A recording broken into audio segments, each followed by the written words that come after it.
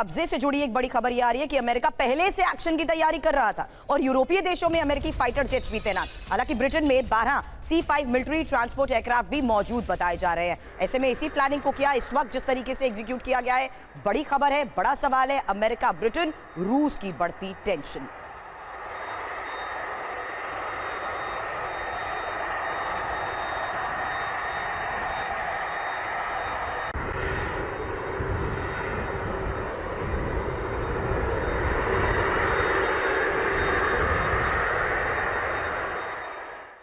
तो खबर यह है कि ऑपरेशन से पहले रूसी टैंकर को हफ्तों तक ट्रैक किया गया। ब्रिटिश बेस से अमेरिका को लगातार मदद मिलती रही। यूके के खिलाफ रूस जवाबी कार्रवाई अब कर सकता है।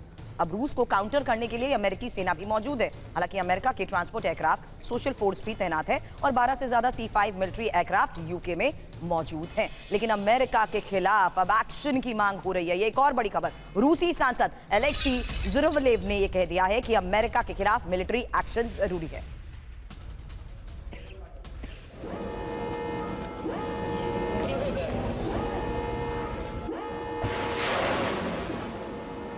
टॉर्पेडो से हमला कर अमेरिकी जहाजों को डुबोना होगा। तो समंदर में अमेरिका वर्सेस रूस।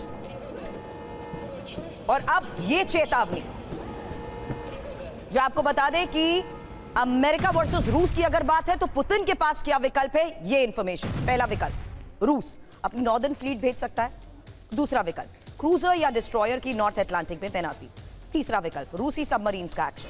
चौथा विकल्प, फाइटर जेट की उड़ान से दबाव। और पांचवा विकल्प, साइबर या हाइब्रिड ऑपरेशन। लेकिन इस बीच एक और बड़ी खबर, उसके बाद मनीष आपसे सवाल, क्योंकि अटलांटिक सागर में तनाव के बीच ही सैन्य तैयारी को लेकर एक खबर है। अब ब्रिटेन में अमेरिकी बेस पर हलचल बहुत तेज हो चुकी है और ये CV-22B सैन्य विमान ने युद्धाभ्यास किया है। अमेरिकी सेना की 7th special operation squadron active हो चुकी है।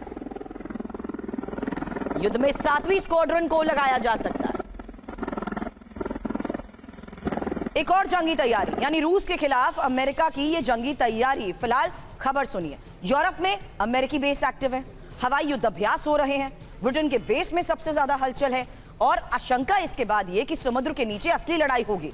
परमाणु सबमरीन का टकराव भी संभव है और समुद्र में टॉर्पेडो का इस्तेमाल भी। हालांकि हाइपरसोनिक मिसाइलों का भी इस्तेमाल संभव है। बड़ी बात यह है कि अमेरिका की aircraft carrier strike group active हो चुका है।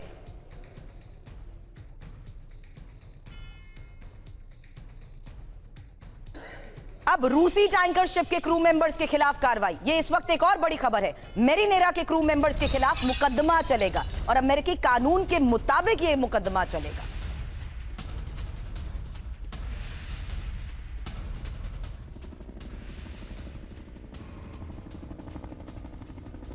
रूस की एक और बड़ी तैयारी, और यह तैयारी यूरोप के खिलाफ है, जहां यूरोप के नजदीक रूसी सबमरीन तैनात हो चुकी है। अटलांटिक महासागर में सबमरीन की तैनाती और रूसी सबमरीन यासेन की तैनाती से यह तनाव और ज्यादा बढ़ता जा रहा है। मनीष, अगला सवाल इस इंफॉर्मेशन के बाद आपसे होगा कि क्या वाकई अब रूस को एक और मौका मिल गया है सीधे तौर पर यूरोप को हिट करने का? रूस का यह विध्वंसक प्लान क्या है? सबमरीन तैनात मतलब क्या है? क्योंकि यूरोप के नजदीक ही रूस की सैन्य डिप्लॉयमेंट को लेकर खबर है। अटलांटिक महासागर में यासेन और क्लास की सबमरीन तैनात हो चुकी है। यासेन की खासियत हाइपरसोनिक मिसाइलों से ये लैस है, लंबी दूरी से अटैक कर सकती है, मिसाइलों को इंटरसेप्ट करना भी मुश्किल। हालांकि इसके मायने यही है कि तनाव के बीच अमेरिका को सख्त संदेश देना, बड़े युद्ध से पहले सैन्य ताकत को दिखाना। लेकिन क्या ये मनीष महज एक प्रोजेक्शन तक ही सीमित रहेगा या होगा सीधा एक्शन? देखिए, रूस और यूरोप के बीच में ये केवल प्रोजेक्शन तक नहीं रहेगा, ये मामला उससे ज़्यादा बड़ा है। और दरअसल जो लगातार हम अपने दर्शकों तक ये जानकारी दे रहे हैं कि कैसे रूस और यूरोप एक दूसरे की घेराबंदी कर रहे हैं, एक दूसरे के खिलाफ सैन्य डिप्लॉयमेंट कर रहे हैं, उसी के तहत आप देखिए कि ये इन सब, चाहे परमाणु पनडुब्बी को भेजने की बात हो, क्योंकि जंग रूस और यूरोप के बीच में होगी और वहाँ पर अमेरिका का रोल बहुत एक्टिव नहीं रहेगा।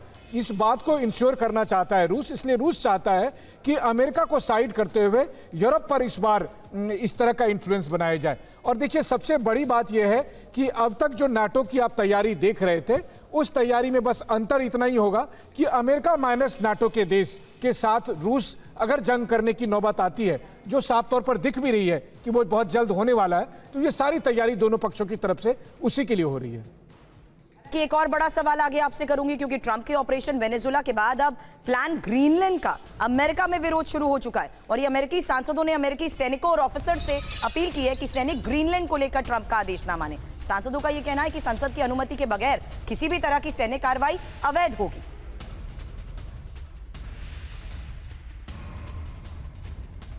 यानी अमेरिका में अब ट्रंप के खिलाफ गुस्सा बढ़ चुका है और ग्रीनलैंड के मुद्दे पर ट्रंप के खिलाफ ये अमेरिकी सांसद हैं। एक और इंफॉर्मेशन, अमेरिकी सेना से ट्रंप का आदेश नहीं मानने की अपील।